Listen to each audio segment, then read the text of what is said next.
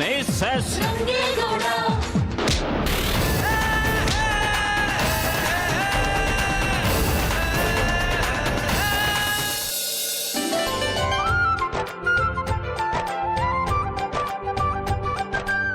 ವಾ, ಏನಾಯ್ತು ಮೇಡಮ್ ಅವರೇ, ಹಬ್ಬ ಬಂದ್ಮೇಲೆ ನಮ್ಮನ್ನೆಲ್ಲ ಮರ್ತೇ ಬಿಟ್ಟಿದ್ದೀರಾ? ಸುತ್ತಾಟ ಜೋರಾಗಿ ಅದೇ? ಅಂತ ಜೋರೆಲ್ಲ ಏನಿಲ್ಲ ಗೌಡ್ರೆ, ಸುಮ್ಮನೆ ಡ್ಯಾಡಿಗೆ ತೋಟದ ಮನೆ ತೋರಿಸ್ಕೊಂಡು ಬರೋಣ ಅಂತ ಹೋಗಿದ್ದೆ. ಸಂತೋಷ ಬಿಡಿ, ಆಗಾಗ ಹಿಂಗೆ ಬರ್ತಾರ ಕೇಳಿ, ನೀವು ಖುಷಿಯಾಗಿರ್ತೀರಾ, ಅವ್ರಿಗೂ ಈ ಪ್ಯಾಟೆ ಎಲ್ಲ ಸುತ್ತಾಡ್ ಬೇಸರ ಆಗಿರ್ತದಲ್ಲ, ಹಳ್ಳಿ ಗಾಳಿ ಎಲ್ಲ ಕುಡಿದ್ರೆ ನೆಮ್ಮದಿ ಸಿಗ್ತದೆ. ಸತ್ಯವಾದ ಮಾತು ಹೇಳಿದ್ರಿ. ಇತ್ತೀಚೆಗಂತೂ ಈ ಸಿಟಿ ಗಜಿ ಬಿಜಿ ವಾತಾವರಣ ಬಾ ತಲೆನೋವು ಬಂದ್ಬಿಡುತ್ತೆ. ಆದ್ರೆ ಏನು ಮಾಡೋದು, ಪ್ರೊಫೆಷನ್ ಕಟ್ಕೊಂಡಾಗಿದೆಯಲ್ಲ, ಬದುಕಲೇಬೇಕು. ಅದಕ್ಕೇನೆ ಮಧ್ಯದಲ್ಲಿ ಸ್ವಲ್ಪ ಬಿಡು ಮಾಡಿಕೊಂಡು ಹೀಗೆ ಹಳ್ಳಿಗೆ ಬಂದು ಹೋಗಿ ಮಾಡ್ತಿದ್ರೆ ಒಂದು ಚೇಂಜು ಸಿಗುತ್ತೆ, ಫ್ರೆಶ್ನೆಸ್ಸು ಕಾಪಾಡ್ಕೋಬಹುದು. ಅಳಿಯಂದ್ರೆ ನೀವು ಒಂದು ಸ್ವಲ್ಪ ಪುರ್ಸೊತ್ತು ಮಾಡಿಕೊಂಡು ಸಿಟಿ ಕಡೆ ಬನ್ನಿ, ಆ ಗಜಿಬಿಜಿ ವಾತಾವರಣ ನಿಮಗೊಂದಿಷ್ಟು ಚೇಂಜ್ ಸಿಗುತ್ತೆ, ಫ್ರೆಶ್ನೆಸ್ಸು ಕೊಡುತ್ತೆ. 365 ದಿವಸ ಹಳ್ಳಿ ಬದುಕು ನಿಮ್ಗೆ ಇದ್ದೇ ಇದೆಯಲ್ಲ. ಅದಕ್ಕೇನಂತೆ, ನಮ್ಮ ಐಸು ಮೇಡಮ್ ಅವ್ರು ಹೆಂಗ್ ಹೇಳ್ತಾರೋ ಹಂಗೆಯಾ, ಅವ್ರು ಖುಷಿಯಾಗಿರೋದಕ್ಕೆ ಏನ್ ಬೇಕೋ ಅದನ್ನೆಲ್ಲ ಮಾಡೋದಯ್ಯ. ಈಗ ನಿಮ್ಮನ್ ಕರ್ಸಿರೋದು ಅವ್ರು ಖುಷಿಯಾಗಿರ್ಲಿ ಅಂತಾನೆ ಅಲ್ವೇ? ಆಹಾ, ತುಂಬಾ ತ್ಯಾಗ ಮಾಡಿರೋರ್ ತರ ಮಾತಾಡ್ತಿದ್ದೀರಲ್ಲ ಗೌಡ್ರೆ. ಒಂದ್ಸಲನಾದ್ರೂ ಅಲ್ಲಿ ಇಲ್ಲಿ ಅಂತ ಕರ್ಕೊಂಡು ಹೋಗಿದ್ದೀರಾ? ಸಿನಿಮಾ, ಶಾಪಿಂಗ್, ಮಾಲ್ ಅಂತ ಕರ್ಕೊಂಡು ಹೋಗಿದ್ದೀರಾ?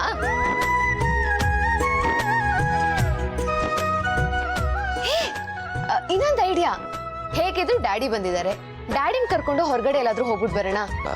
ಹೊರಗಡೆ ಅಂದ್ರೆ? ಹೊರಗಡೆ ಅಂದ್ರೆ ಹಾ, ಬೆಟ್ಟದ ದೇವಸ್ಥಾನಕ್ಕೆ ಹೋಗ್ಬಿಟ್ಟು ಬರೋಣ, ತುಂಬಾ ದಿವಸ ಆಯ್ತಲ್ಲ. ವಾ, ಒಳ್ಳೆ ಇಚ್ಛೆನೆ, ಹೋಗಿ ಮೇಡಮ್ ಅವರೇ, ಕರ್ಕೊಂಡು ಹಂಗೆ ಸುತ್ತಾಡ್ಸ್ಕೊಂಬನ್ನಿ. ಇದಕ್ಕೂ ನಾನು ಪರ್ಮಿಷನ್ ಕೇಳ್ಬೇಕಾ? ರೀ ಗೌಡ್ರೆ, ನಾನೇ ನಮ್ಮ ಅಪ್ಪನ ಎಲ್ಗಾದ್ರೂ ಕರ್ಕೊಂಡು ಹೋಗ್ಬೇಕು ಅಂದ್ರೆ ನಿಮ್ ಪರ್ಮಿಷನ್ ಬೇಕಾಗಿಲ್ಲ. ನಾನ್ ಹೇಳ್ತಾ ಇರೋದು ನೀವ್ ನಮ್ಮನ್ ಕರ್ಕೊಂಡು ಹೋಗಿ ಅಂತ. ನಾನು ಬರ್ಬೇಕಾ? ಎಲ್ರು ಹೋಗೋಣ. ಒಳ್ಳೆ ಇಚ್ಛೆನೆ ಆಯ್ತು ಮೇಡಮ್ ಅವರೇ, ಆದ್ರೆ ನನಗೆ ನಮ್ಮ ಅವನ ಪರ್ಮಿಷನ್ ಬೇಕೇ ಬೇಕಲ್ವಾ ಐಸು ಮೇಡಮ್ ಅವರೇ? ಬಂದೆ ತಡೀರಿ. ಅಬ್ಬಬ್ಬಬ್ಬ, ಅಳಿಯಂದ್ರು ಅಮ್ಮ ಹಾಕಿದ ಗೆರೆ ದಾಟೋದಿಲ್ಲ. ತಾಯಿ ಮಗ ಅಂದ್ರೆ ನಿಜಕ್ಕೂ ಹೀಗಿರ್ಬೇಕು. ಬಾ ಮಗಳ.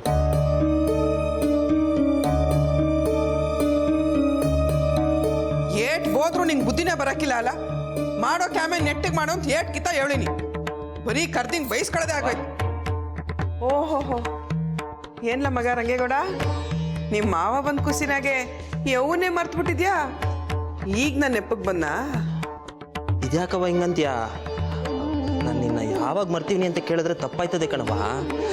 ಯಾವ ಕ್ಷಣ ಮರ್ತೀವಿ ಅಂತ ಕೇಳು, ಆಗ ಸರಿ ಆಯ್ತದೆ. ಸುಮ್ಕೆ ತಮಾಸೆಗಂದೆ ಕಂಡ ಮಗ. ನನ್ನ ಮಗ ಹೆಂಗೆ ಅಂತ ನಂಗೆ ಗೊತ್ತಿಲ್ವೇ?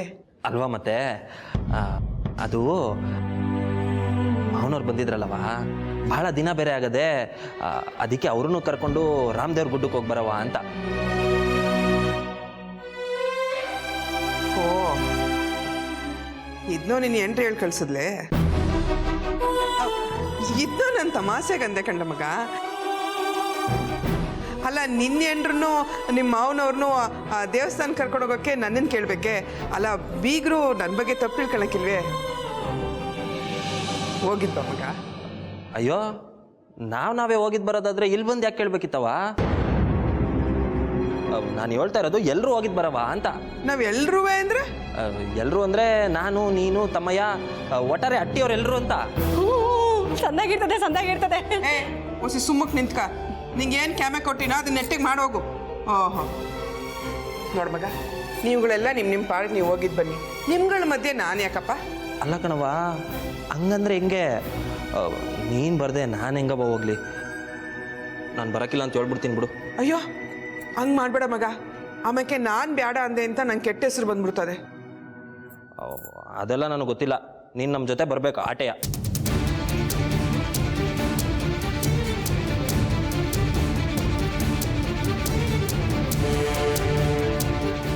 ಸರಿ, ಬರ್ತೀನಿ ಹೇಳು. ಆದರೆ ನನ್ನ ಜೊತೆಗೆ ಮಹೇಶನ್ನು ಕರ್ಕೊಬರ್ತೀನಿ. ಆಹಾ, ಇದು ಮಾತು ಅಂದರೆ. ಅವ, ನಾನು ಅವರೆಲ್ರಿಗೂ ಹೇಳ್ಬಿಡ್ತೀನಿ.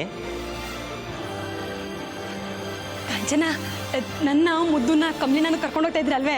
ಯಾಕೆ ಅಟ್ಟಿ ನಂಗೆ ಮಾಡಕ್ಕೆ ಬೇರೆ ಕ್ಯಾಮೆ ಇಲ್ವಾ ನಿಂಗೆ? ನೀವು ನನ್ನ ಕುಟ್ಟೆ ಬಂದ್ಬಿಟ್ರೆ ಅಟ್ಟಿನ ಯಾರು ನೋಡ್ಕೊಂಡಾರೋ? ಆಹಾ ಗೊತ್ತಾಳ. ಈ ಅಟ್ಟಿಲಿ ನಾವು ಇಟ್ಟಿಲ್ದೆ ಬಂದು ಸೇರ್ಕೊಂಡಂಗೆ ಆಯ್ತು. ಎಲ್ಲ ನನ್ನ ಕರ್ಮ. ಮೊದಲು ಆ ಮುದ್ದು ಹಿಡ್ಕೊಂಡು ನಾಗ್ ಬಾರಿಸ್ಬೇಕು. ಬರಲಿ ಅಟ್ಟಿಗೆ ಮಾಡ್ತೀನಿ.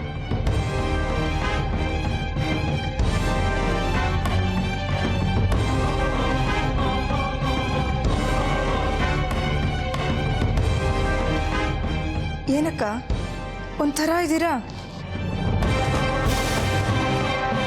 ಹಾಗೇನಿಲ್ವಲ್ಲ. ನೀವು ಹಾಗೆ ಹೇಳ್ತಿದ್ದೀರಾ ಅಷ್ಟೆ. ತಂದೆ ಬಂದಿದ್ರು ನೀವು ಗಂಭೀರವಾಗಿರೋದನ್ನ ನೋಡಿದ್ರೆ ಏನೋ ಇದೆ ಅನ್ಸಲ್ವಾ? ಮೇಡಮರೇ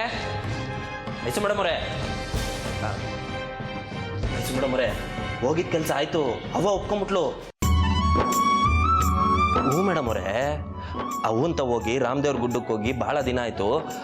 ಹೆಂಗೂ ಮಾವರೆಲ್ಲರೂ ಬಂದವ್ರೆ, ಎಲ್ಲರೂ ಹೋಗಿದ್ದು ಬರವ ಅಂತ ಹೇಳ್ದೆ. ಅದಕ್ಕೆ ಅವ್ರು ಒಪ್ಕೊಂಡ್ರು. ಥ್ಯಾಂಕ್ ಯು ಗೌಡ್ರೆ. ಯಾವಾಗ ಹೋಗೋಣ? ನಾಳೆನೇ ಹೊಂಟ್ಬಿಡವ. ಹೆಂಗಿದ್ರು ಎಲ್ಲರೂ ಹೋಯ್ತಾ ಇದ್ದೀವಿ. ಇಂದು ನೀನು ಬರವ? ಎಲ್ಲರೂ ಅಂದರೆ ನಾನು, ನೀವು, ಮಾವನವರು, ಅವ್ವ, ತಮ್ಮಯ್ಯ, ಇಂದು ಎಲ್ಲರೂ.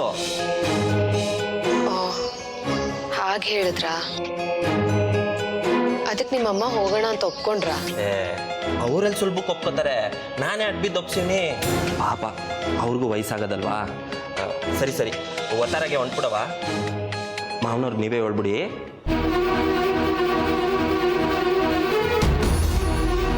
ಓ ಇದಾ ವಿಷಯ? ಇದಕ್ಕ ನೀವು ಬೇಜಾರಲ್ಲಿದ್ದಿದ್ದು? ಬರೇ ನೀವು 3 ಜನ ಮಾತ್ರ ಹೋಗ್ಬೇಕು ಅನ್ಕೊಂಡಿದ್ರಾ? ಇದು ಜಾಯಿಂಟ್ ಫ್ಯಾಮಿಲಿಲಿ ಇದ್ದಾಗ ಅವ್ರವ್ರ ಸ್ವಾರ್ಥಕ್ಕೆ ಯೋಚನೆ ಮಾಡಬಾರ್ದು. ಹಾಗಂತ ಯಾವುದಕ್ಕೆ ಆದರೂ ಆಸೆ ಪಡೋದು ತಪ್ಪಲ್ಲ, ಆದರೆ ಹಠ ಮಾಡೋದು ತಪ್ಪು. ಒಬ್ರಿಗೆ ನೋವಾಗುತ್ತೆ ಅಂತ ಗೊತ್ತಾದಾಗ ಹಠ ಮಾಡೋದು ಒಳ್ಳೇದಲ್ಲ. ನಮ್ಮ ಗೌಡ್ರಿಗೆ ಖುಷಿ ಆಗುತ್ತಲ್ಲ, ಅದಕ್ಕಿಂತ ಇನ್ನೇನು ಬೇಕು? ಅಷ್ಟು ಸಾಕು.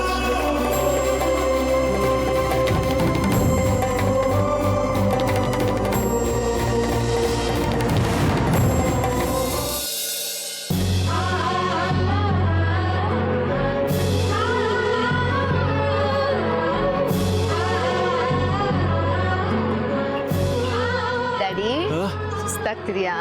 ಅಯ್ಯೋ ನನಗ ಸುಸ್ತ ಇಲ್ಲಮ್ಮ, ಡೈಲಿ ವಾಕಿಂಗ್ ಮಾಡ್ತೀನಲ್ಲ, ಚೆನ್ನಾಗಿ ಅಭ್ಯಾಸ ಇದೆ. ಡ್ಯಾಡಿ, ನಂಗೊಂದು ಡೌಟು. ಏನಮ್ಮ? ಎಲ್ಲ ದೇವರು ಯಾಕೆ ಬಂದು ಬೆಟ್ಟದ ಮೇಲೆ ಕೂತಿರ್ತಾರೆ? ಓಹೋ, ಆ ಡೌಟಾ ನಿನಗೆ? ಬೆಟ್ಟದ ಮೇಲೆ ಬಂದು ಕೂತ್ರನೇ ಬಿಡಲ್ಲ, ಇನ್ನು ಪಕ್ಕದಲ್ಲೇ ಇದ್ರೆ ಸುಮ್ಮನೆ ಬಿಡ್ತಾರಾ? ಪ್ರತಿಯೊಂದಕ್ಕೂ ತಿವಿದು ಮಾತಾಡಿಸ್ತಿರ್ತಾರಷ್ಟೇ. ಅದಕ್ಕೆ ಜನಗಳಿಗೆ ಹೆದರ್ಕೊಂಡು ದೇವರು ಬೆಟ್ಟದ ಮೇಲೆ ಬಂದು ಕೂತ್ಕೊಳ್ಳೋದು. ಅಯ್ಯೋ ಹಾಗಲ್ಲ ಡ್ಯಾಡಿ, ಜನ ಸ್ವಲ್ಪನಾದ್ರೂ ಕಷ್ಟಪಡ್ಲಿ ಅಂತ ಬೆಟ್ಟದ ಮೇಲೆ ಬಂದು ಕೂತಿರ್ತಾನೆ ಅಷ್ಟೇ. ಹಾ ಅದು ಸರಿನೇ. ಸುಲಭವಾಗಿ ಸಿಕ್ಬಿಟ್ರೆ ಆಮೇಲೆ ಅವನ ಮಾತಿಗೆ ಬೆಲೆನೇ ಇರೋದಿಲ್ಲ.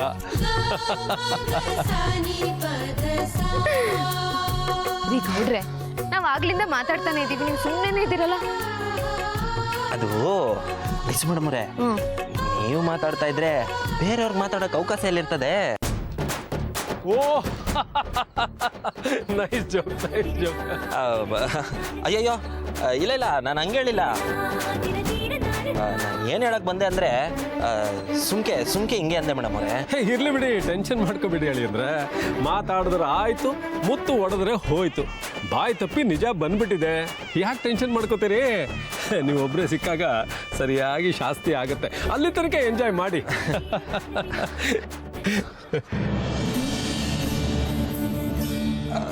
ಅಯ್ಯೋ, ನಮ್ಮ ಅವ್ವ ಎಲ್ಲಿ ಕಾಣ್ತಾನೆ ಇಲ್ವಲ್ಲ? ಐಸು ಮೇಡಮ್ ಅವರೇ, ತಡೀರಿ, ನೋಡ್ಕೊ ಬರ್ತೀನಿ. ಗೌಡ್ರೆ, ಅವ್ರಿಗೆ ವಯಸ್ಸಾಗಿದೆ, ನಿಧಾನಕ್ಕೆ ಬರ್ತಾರೆ.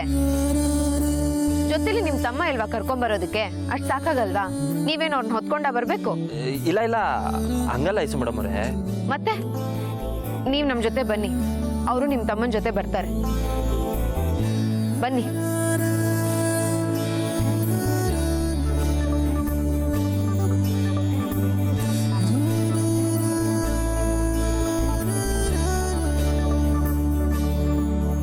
ಮೇಡಮ್ ಅವರೇ, ನೀವಿಬ್ರು ಇಲ್ಲೇ ಇರಿ, ನಾನು ಪೂಜಾರಪ್ಪ ಅವ್ರು ಎಲ್ಲವ್ರೆ ಅಂತ ನೋಡ್ಕೊಂಡ್ ಬಂದ್ಬಿಡ್ತೀನಿ. ರೀ ಗೌಡ್ರೆ, ಪೂಜಾರಪ್ಪನ್ ನೋಡಕ್ಕೆ ಈ ಕಡೆ ಯಾಕೆ ಹೋಗ್ತಾ ಇದ್ದೀರಾ? ಆ, ಅದು ಅದು ಐಸು ಮೇಡಮ್ ಅವರೇ, ನನಗ್ ಗೊತ್ತು, ನಿಮ್ ತಾಯಿ ಯಾಕೆ ಇನ್ನೂ ಬಂದಿಲ್ಲ ಅಂತ ನೋಡ್ಕೊಂಬರಕ್ ಹೋಗ್ತಾ ಇದ್ದೀರಾ. ನೋಡಿ, ಇನ್ನೊಂದು ವಿಷಯ, ನಿಮ್ಮಮ್ಮ ನಡ್ಕೊಂಬರಕ್ಕಾಗಲ್ಲ ಅಂತ ಕೂತಿದ್ರೆ ಎತ್ಕೊಂಬರೋದಕ್ಕೆ ಹೋಗ್ಬೇಡಿ. ಯಾಕಂದ್ರೆ ನೀವು ಹನುಮಂತನೂ ಅಲ್ಲ, ಅವ್ರ ಸಂಜೀವಿನಿ ಪರ್ವತನೂ ಅಲ್ಲ. ಹಂಗಲ್ಲ ಐಸು ಮೇಡಮ್ ಅವರೇ, ಅದು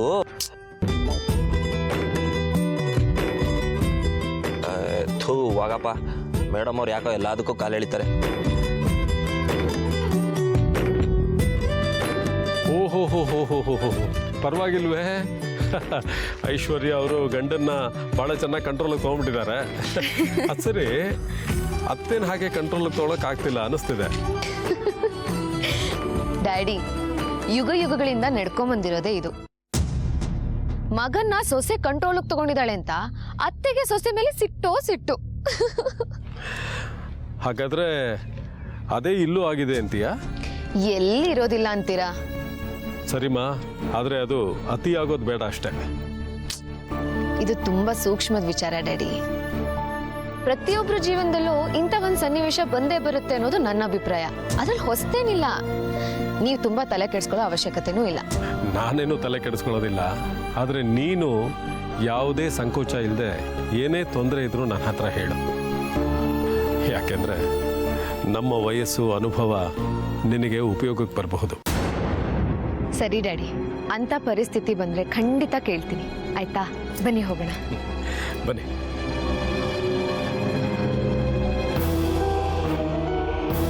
ಐಶ್ವರ್ಯ, ನಿನ್ನನ್ನು ಇನ್ನೂ ಒಂದು ಮಾತು ಕೇಳಬೇಕು ಅಂತಿದ್ದೆ.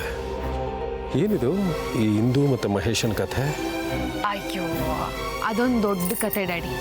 ಬನ್ನಿ, ನಿಧಾನಕ್ಕೆ ಹೇಳ್ತೀನಿ.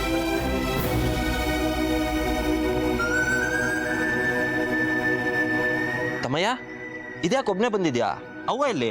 ಮಮ್ಮಿ ಓಂಕಾರಪ್ಪನ ಹತ್ರ ಯಾವುದೋ ಅರ್ಕೆ ಬಗ್ಗೆ ಮಾತಾಡ್ತಿದ್ರು. ನೀನು ಹೋಗು, ನಾನು ಬರ್ತೀನಿ ಅಂದರು. ನೀವೆಲ್ಲ ಪೂಜೆ ಮುಂದುವರಿಸಿ. ಅದೆಂಗಾಯ್ತದೆ ತಮ್ಮಯ್ಯ? ಅವನ್ ಬಿಟ್ಟು ಪೂಜೆ ಮಾಡ್ಸಕ್ಕಾಯ್ತದ? ನಾನು ಕರ್ಕೊಂಬತ್ತೀನಿ ತಡಿ. ಗೌಡ್ರೆ, ಅವ್ರು ಬರ್ತೀನಿ ಅಂತ ಹೇಳಿದಾರಲ್ಲ, ಅವ್ರು ಬಂದ್ಮೇಲೆ ಇನ್ನೊಂದ್ಸಲ ಆರತಿ ಮಾಡಿದ್ರೆ ದೇವ್ರೇನ್ ಬೇಡ ಅಂತಾರ? ಐನೋರೆ, ನೀವು ಆರತಿ ಮಾಡಿ.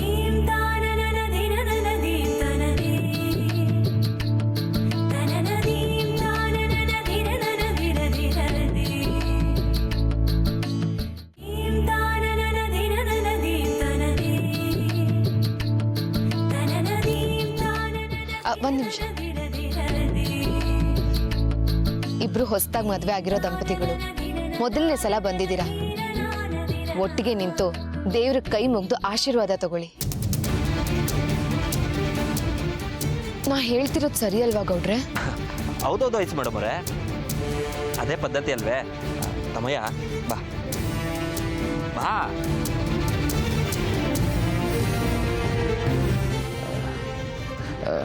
ಅದು ಅಣ್ಣ, ಈ ಮನೆಗೆ ಮಮ್ಮಿ ದೊಡ್ಡವರು, ಅವರು ಬರಬೇಕಲ್ವಾ? ಅವ್ರು ಬರಲಿ. ಅವ್ರು ಹೇಗೆ ಹೇಳ್ತಾರೋ ನಾನು ಹಾಗೆ ಮಾಡ್ತೀನಿ.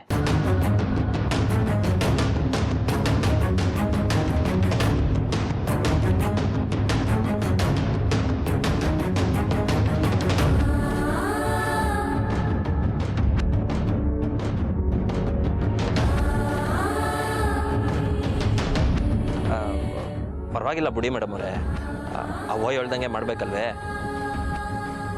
ಅವನ ಅವನ ಜೊತೆ ಇನ್ನೊಂದ್ಸರಿ ಬಂದು ಪೂಜೆ ಮಾಡಿಸಿ ಆಶೀರ್ವಾದ ತಗತ್ತಾನೆ ಬಿಡಿ. ಪೂಜಾರೆ, ನೀವು ತೀರ್ಥ ಪ್ರಸಾದ ಕೊಡಿ.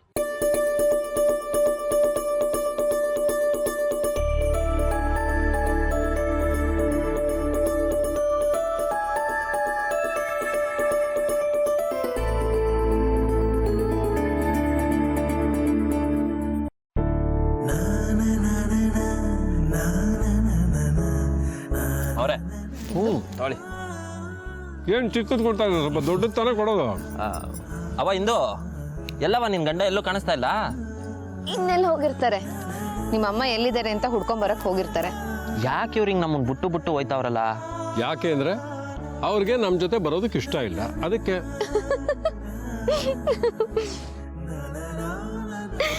ಡ್ಯಾಡಿ, ನೀವು ಇಷ್ಟೆಲ್ಲ ಸೀರಿಯಸ್ ಆಗಿ ಜೋಕ್ ಮಾಡಬೇಡಿ. ನಮ್ ಗೌಡ್ರಿಗೆ ಅದೆಲ್ಲ ಅರ್ಥ ಆಗೋದಿಲ್ಲ. ಅವರು ತುಂಬಾ ಸೀರಿಯಸ್ ಆಗಿ ತಗೋಬಿಡ್ತಾರೆ. ಹುಷಾರಾಗಿರಿ. ಹೌದಾ ಹೌದಾ ಅಳಿ ಅಂದ್ರೆ ನೀವು ನನ್ನ ಮಾತನ್ನ ಅಷ್ಟೊಂದು ಸೀರಿಯಸ್ ಆಗಿ ತಗೋತೀರಾ? ಇಲ್ಲ ಬಿಡಿ ಮಾವರೇ, ನೀವು ಹೇಳ್ದಂಗೆ ಅವ್ರಿಗೆ ಯಾಕೋ ನಮ್ಮ ಕುಟೆ ಬರೋಕ್ಕೆ ಇಷ್ಟ ಇಲ್ಲ ಅನ್ನಿಸ್ತದೆ. ನಾನು ಯಾಕೆ ಹೇಳ್ದೆ ಅಂದರೆ ಇತ್ತೀಚೆಗೆ ನಮ್ಮ ಅವ್ವಂಗೆ ಹೆಚ್ಚಿಗೆ ನಡೆಯೋಕ್ಕಾಯ್ತಿಲ್ಲ. ಹಂಗಂತ ಅವ್ರನ್ನಂತವ ತೋರ್ಸ್ಕತ್ತನೂ ಇಲ್ಲ. ಮೊದಲಿಂದಲೂ ಗಟ್ಟಿಯಾಗಿ ಬೆಳೆದವ್ರಲ್ವೇ, ಅಲ್ಲಲ್ಲೇ ಕುಂತ್ಕೊಂಡು ಬರ್ತಾ ಇರಬೇಕು. ಯಾವುದಕ್ಕೂ ನಾನು ಒಂದು ಕಿತ್ತ ನೋಡ್ಕೊಂಬಂದ್ಬಿಡ್ತೀನಿ. ಗೌಡ್ರೆ, ಅವ್ರಿಗೆ ಇಷ್ಟ ಇಲ್ಲ, ಕಷ್ಟ ಆಗುತ್ತೆ ಅಂತ ಹೇಳ್ತೀರಾ. ಹೋಗಿ ಕರ್ಕೊಂಬರ್ತೀನಿ ಅಂತಲೂ ನೀವೇ ಹೇಳ್ತೀರಾ. ಸ್ವಲ್ಪ ಹೊತ್ತು ಆರಾಮಾಗಿ ಕುತ್ಕೊಂಡು ಪ್ರಸಾದ ತಿನ್ಬಾರ್ದಾ? ಅಕ್ಕ, ಇಲ್ಲಿ ವಾತಾವರಣ ಎಷ್ಟು ಚೆನ್ನಾಗಿದೆ ಅಲ್ವಾ? ಇಲ್ಲಿ ವಾತಾವರಣ ಮಾತ್ರ ಅಲ್ಲ, ಇಂದು ಇಲ್ಲಿ ಒಂದು ಕಲ್ಯಾಣಿ ಇದೆ. ನೀನು ಅದನ್ನ ನೋಡಿಲ್ಲ ಅಲ್ಲ? ಬಾ, ಕರ್ಕೊಂಡು ಹೋಗ್ತೀನಿ. ಇರ್ರಮ್ಮ, ಅದೇನೋ ನೋಡೋಣ, ನಾನು ಬರ್ತೀನಿ. ನೋಡ್ರೆ, ಈಗೇನು ನೀವು ನಮ್ಮ ಜೊತೆ ಈ ಕಡೆ ಬರ್ತೀರಾ ಅಥವಾ?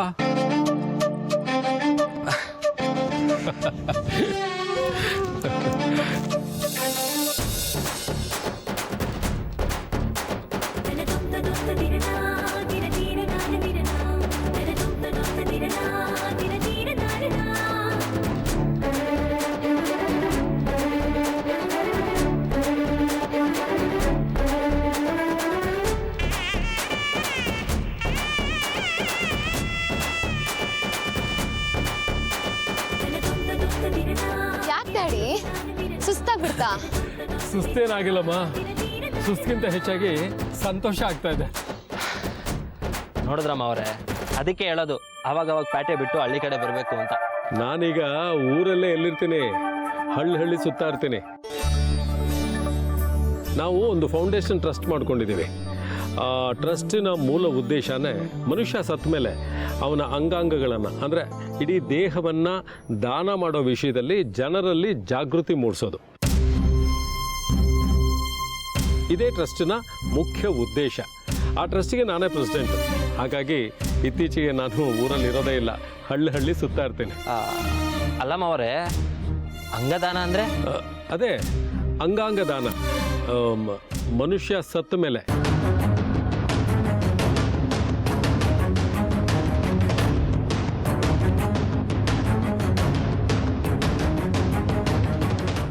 ಹಾಗೆ ಅವರ ಕಿಡ್ನಿ ಮತ್ತು ಹಾರ್ಟು ಅಷ್ಟೇ ಯಾಕೆ, ಇಡೀ ದೇಹನೇ ರಿಸರ್ಚ್ಗಾಗಿ, ಅಂದರೆ ಸಂಶೋಧನೆಗಾಗಿ ದಾನ ಮಾಡಬಹುದು. ಅದರಿಂದ ರಿಸರ್ಚ್ ಮಾಡೋದಕ್ಕೆ, ಅಂದರೆ ಈ ಮೆಡಿಕಲ್ ಸ್ಟೂಡೆಂಟ್ಸು ರಿಸರ್ಚ್ ಮಾಡೋದಕ್ಕೆ ಅನುಕೂಲ ಆಗುತ್ತೆ. ನಾನು ಅಂಗಾಂಗ ದಾನ ಮಾಡಬೇಕು ಅಂತ ಈಗಾಗಲೇ ಸಹಿ ಮಾಡಿದ್ದೀನಿ. ಹಾಗೆ ನನ್ನ ಹೆಂಡತಿ, ನನ್ನ ಮಗಳು, ಹೌದಮ್ಮ ನಿಮ್ಮ ತಂಗಿನೂ ಸೈನ್ ಮಾಡಿದ್ದಾಳೆ. ಒಟ್ಟು ಇಲ್ಲಿ ತನಕ 486 ಜನ ಸೈನ್ ಮಾಡಿ ರಿಜಿಸ್ಟರ್ ಮಾಡ್ಕೊಂಡಿದ್ದಾರೆ. ಹಾಗಾದ್ರೆ ನಾನು 487ನೇವಳು ಅಂತನ್ನಿ. ಹೌದು ಡ್ಯಾಡಿ, ಅಕಸ್ಮಾತ್ ಎಡವಟ್ಟಾಗಿ ನನಗೇನಾದರೂ ಆದರೆ ನನ್ನ ಅಂಗಾಂಗಗಳನ್ನ ಬಳಸ್ಕೋಬೋದು. ಐಸು ಮೇಡಮ್ ಅವರೇ, ಇಂಥ ಹೊತ್ತಲ್ಲಿ ಈ ಮಾತೆಲ್ಲ ಯಾಕೆ ಆಡ್ತಿದ್ದೀರಾ? ಗೌಡ್ರೆ, ಇದು ತುಂಬ ಒಳ್ಳೆ ಕೆಲಸ. ಸತ್ತ ಮೇಲೂ 10 ಜನಕ್ಕೆ ಒಳ್ಳೇದಾಗೋ ಅಂಥದ್ದು. ನೋಡಿ, ನೀವು ಸೈನ್ ಮಾಡಿ. ಇದಕ್ಕೆ ನಾನು ಸೈನ್ ಮಾಡ್ತೀನಿ. ಓ, ವೆರಿ ಗುಡ್. ಹಾಗಾದರೆ ಇಲ್ಲೇ 3 ಜನ ಗಿರಾಕಿಗಳು ಸಿಕ್ದಂಗೆ ಆಯಿತು. ಅಲ್ಲಿ ಬೇರೆ ಇಬ್ಬರಿದ್ದಾರೆ. ಅವ್ರನ್ನ ನಾನು ಕರ್ಕೊಬತ್ತೀನಿ. ಗೌಡ್ರೆ, ನೀವು ಯಾಕೆ ಹೋಗಬೇಕು? ಒಂದು ನಿಮಿಷ ಇರಿ. ಇಂದು ನೀನು ನಿನ್ನ ಗಂಡನ್ನು ಅತ್ತೆನೂ ಕರ್ಕೊಂಬ ಹೋಗು.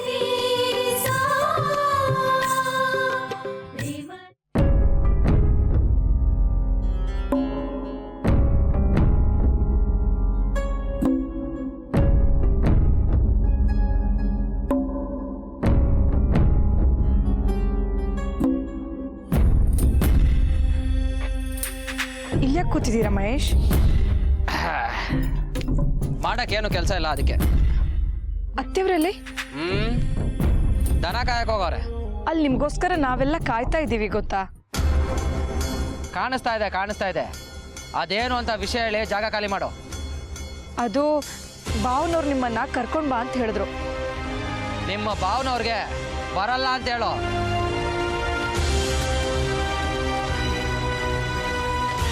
ಹಾಗಲ್ಲ ಮಹೇಶ್, ಅಲ್ಲಿ ನಾವೆಲ್ಲ ಮಾತಾಡ್ತಾ ಕೂತಿದ್ವಲ್ಲ, ಆಗ ಐಶ್ವರ್ಯಕ್ಕಂತಂದೆ ಏನೋ ಒಂದು ವಿಷಯ ಹೇಳಿದ್ರು, ಅದ್ರ ಬಗ್ಗೆ ಮಾತಾಡೋಕೆ ಅಂತ ನಿಮ್ಮನ್ನು ಕರೆದಿದ್ದು. ಅವ್ರ ಹತ್ರನೇ ಮಾತಾಡಕ್ಕೆ ಏನು ವಿಷಯ ಇಲ್ಲ, ಇನ್ನು ಅವ್ರ ಅಪ್ಪನ ಹತ್ರ ಏನು ಮಾತಾಡೋದಂತೆ? ಹಾಗಲ್ಲ ಮಹೇಶ್, ಅವ್ರ ಫಾದರು ಏನೋ ಒಂದು ಹೊಸ ಕ್ಯಾಂಪೇನ್ ಶುರು ಮಾಡಿದಾರಂತೆ, ಅಂಗಾಂಗ ದಾನ ಮಾಡೋದು. ಐ ಮೀನ್ ಏನಾದರೂ ಆಗಿ ತೀರ್ಕೊಂಡ್ರೆ ಕಣ್ಣು ಕಿಡ್ನಿ ಎಲ್ಲ ದಾನ ಮಾಡ್ತಾರಲ್ಲ ಅದು. ಅದಕ್ಕೆ ನಾವೆಲ್ಲ ಸೈನ್ ಮಾಡ್ತೀವಿ ಅಂತ ಹೇಳಿದ್ವಿ. ಹಾಗಾಗಿ ಗೌಡ್ರು ನಿಮ್ಮನ್ನು ಕರಿ ಅಂತ ಹೇಳಿದ್ರು.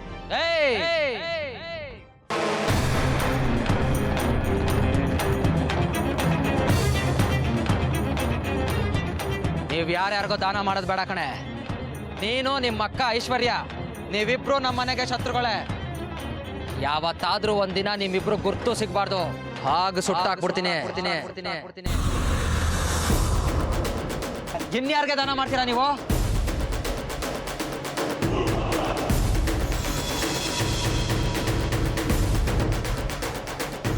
ಹೋಗು ಸತ್ತ ಮೇಲೆ ಅಂಗಾಂಗ ದಾನ ಮಾಡ್ತಾರಂತೆ, ಅಂಗಾಂಗ ದಾನ.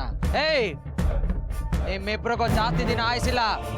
ಅದೇನೇನು ಆಸೆ ಇದೆಯೋ ಆದಷ್ಟು ಬೇಗ ಎಲ್ಲನೂ ತೀರ್ಸ್ಕೊಬಿಡಿ. ನನ್ನ ನಮ್ಮಮ್ಮನ್ನು ಎದುರಾಕೊಂಡು ತಪ್ಪು ಮಾಡಿದ್ದೀರಾ, ಅದಕ್ಕೆ ತಕ್ಕ ಶಿಕ್ಷೆನೂ ಅನುಭವಿಸ್ತೀರಾ.